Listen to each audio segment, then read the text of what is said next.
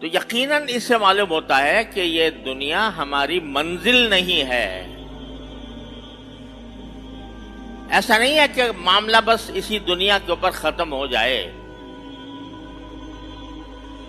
بلکہ مرنے کے بعد ایک اور زندگی آنے والی ہے جو دنیا کے حالات سے مختلف ہوگی، جو عارضی نہیں ہوگی، ابدی ہوگی، دائمی ہوگی، ہمیشہ کے لیے ہوگی.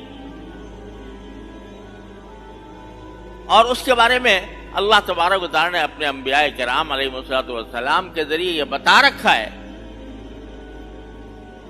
کہ دیکھو وہاں پر تمہیں دو میں سے کوئی ایک حالت پیش آ سکتی ہے. ایک یہ کہ وہاں پر تمہارا امتحان ہوگا، حساب ہوگا، اور اس امتحان کے اندر اگر تم کامیاب ہو گئے تو تمہارے لیے دائمی ابدی نعمتیں ہیں جنت کی. ایسی نعمتیں ہیں جن کا تم نے دنیا میں کبھی تصور بھی نہیں کیا. وہ نعمتیں رسول کریم صلی اللہ علیہ وسلم نے ارشاد فرمایا کہ اللہ تعالیٰ فرماتے ہیں اعددت لعبادی الصالحین ما لا عین رأت ولا اذن سمعت ولا خطر علی قلب بشر. میں نے اپنے نیک بندوں کے لیے ایسی نعمتیں تیار کر رکھی ہیں کہ نہ آج تک کسی آنکھ نے وہ دیکھی، نہ کسی کان نے ان کا تذکرہ سنا، اور نہ کسی انسان کے دل پر ان کا خیال کبھی گزرا. ایسی نعمتیں وہ ہم نے تیار کر رکھی ہیں تمہارے لیے اگر تم اس امتحان میں کامیاب ہو گئے.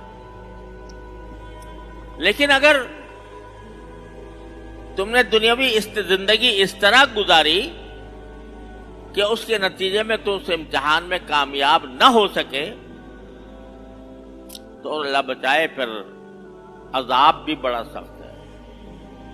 جہنم ایسی چیز ہے کہ انسان کے لیے قابل برداشت نہیں.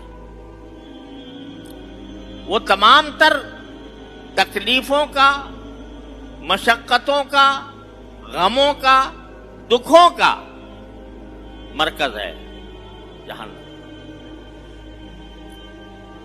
جنت میں کسی غم کا نام و نشان نہیں، کسی تکلیف کا نام و نشان نہیں، کسی خوف کا نام و نشان نہیں. اور اللہ بچائے جہنم میں کسی خوشی کا نام و نشان نہیں، کسی آرام کا نام و نشان نہیں. تکلیفیں ہی تکلیفیں، عذاب ہی عذاب، آگ ہی آگ. اتنا زبردست امتحان ہونے والا ہے تمہارا مرنے کے بعد.